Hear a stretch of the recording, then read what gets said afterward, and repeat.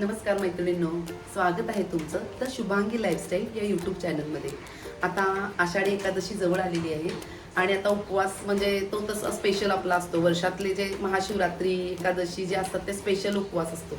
तर त्याच्यामध्ये आपल्याला खूप काही पदार्थ करायचे असतात, पण साबुदाणा खिचडी ही एक आपली उपवासाची एक ठरलेली रेसिपी आहे। त्याला पर्याय म्हणून, कारण साबुदाणा खिचडी खाल्ल्यानंतर कोणाला ॲसिडिटी होते, पित्त होतं, पोट गच्च होतं, जड होतं आणि न खाता पण पित्त होतं, काहीतरी खायला लागतं म्हणून खिचडी आहे खावंच लागतं। त्याला पर्याय म्हणून मी एक बटाट्याचा रगडा म्हणजे साबुदाणा खिचडीला पर्याय म्हणून बटाट्याचा रगडा आहे।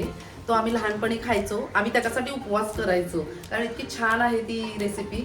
आणि खिचडी केल्यानंतर कसं एकत्र कुटुंब आमच्या घरी असल्यामुळे खूप सारी खिचडी करायला लागायची, मग ती सर्वांना पुरते नाही पुरते म्हणून ते हे पुरवठी पण येतं, कारण पातळ असतं, रगडा असतो, रसरशीत असतो, पुरवठी पण येतं, पोटभरीचं पण आहे। त्यामुळं ही रेसिपी लहानपणापासून आम्ही खात आलेलं आहे आणि ही आमच्या घरातली पेटंट रेसिपी म्हटलं तरी चालेल अशी रेसिपी आहे। आणि चला तर मग कशी करायची मी सांगते। जास्त काही इन्ग्रेडियंट्स नाही, जे साबुदाणा खिचडीला जे लागणार आहे तेच फक्त आणि फक्त तेच साहित्यामध्ये आपल्याला ती रेसिपी करायची आहे। चला तर मग बघूया। बटाट्याचा रगडा बनवण्यासाठी आपल्याला लागणारे साहित्य: 2 बटाटे त्याच्या काचऱ्या करून घेतलेल्या आहेत, 1 वाटी साबुदाणा आहे आणि लाल तिखट म्हणजे मिरची पावडर, मीठ आणि भाजलेल्या शेंगदाण्याचं कूट। आणि हे एक ॲडिशन आहे, आपण साबुदाणा खिचडीत नाही घालत ते, हे ओलं खोबरं, ओके। आणि तेल, शेंगदाण्याचं तेल किंवा तुपातही करू शकता। हे झालं बेसिक, म्हणजे हे एवढंच आपल्याला साबुदाणा खिचडी करतो तेव्हा जे लागतं ना तेच हे सामान आहे। वेगळं काही साहित्य घ्यायला लागत नाही, त्याच साहित्यात वेगळा पदार्थ बनवते आपण। शेंगदाण्याचं तेल घालायचं थोडं, तुपामध्ये सुद्धा करू शकता, कोणाला शेंगदाण्याचं तेल पचतं नाही पचतं। तेल टाकलं की त्यात पहिल्यांदा आपल्याला बटाटे घालायचे। कोणाकोणाचे आठवडी उपवास पण असतात, म्हणजे सोमवार, गुरुवार, शनिवार, तेव्हा सुद्धा हे करू शकता तुम्ही, हा रगडा करून खाऊ शकता। आणि आता तर श्रावण महिना आलाय, श्रावण महिन्यात तर खूप उपवास असतात, तेव्हा सुद्धा हा रगडा तुम्ही करून खाऊ शकता। 1-2 मिनिटं परतून झाले की त्यात आपल्याला साबुदाणा घालायचा आहे, तोपर्यंत 2 मिनिटं परतून घेऊया।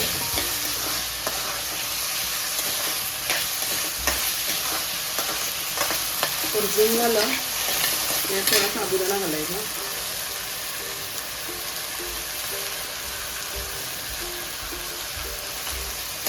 साबुदाणा पण 1 मिनिटभर परतून घ्यायचा।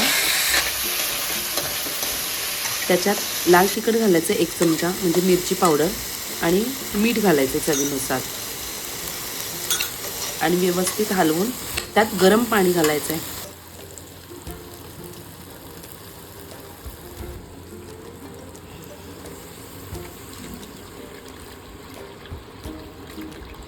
आणि दाण्याचं कूट 1 ते 2 चमचे, आणि हे छान उकळी येऊन द्यायचं। ह्याला चांगली उकळी येईल तसं ते घट्ट दाटसर होत, अगदी रगड्यासारखं थिक होतं ते, म्हणून त्याला रगडा नाव पडलं असावं। हे बघा शिजेल तसं ना त्याला घट्टपणा येतोय।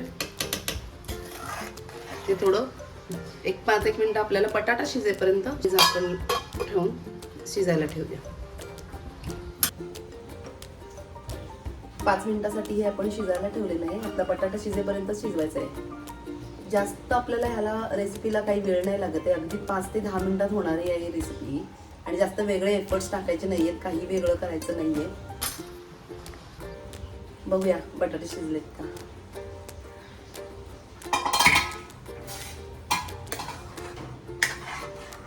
एकदम घट्ट असं झालेलं आहे, एकदम रगड्यासारखं झालेलं आहे, एकदम थिकनेस आलेला आहे। बटाटा शिजलाय का बघूया, बटाटा पण शिजलेला आहे, झालेली आहे आपली रेसिपी। तर हे झाल्यानंतर ह्याच्यावर आता आपल्याला ओलं खोबरं घालायचं आहे, त्याने खूप छान टेस्ट लागते, एकदम मस्त वेगळीच रेसिपी होते। मला तर हे ओला नारळ आणि दही ह्याच्यासोबत खायला मस्त लागतं, नक्की तुम्ही करून बघा, एकदम सोपी रेसिपी आहे।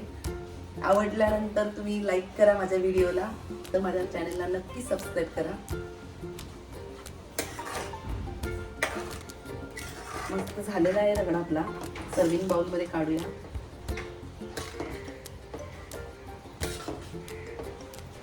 आणि ह्याच्यावर मस्त मध्ये दही घ्यायचं. एक नंबर लागतं, मस्त लागतं.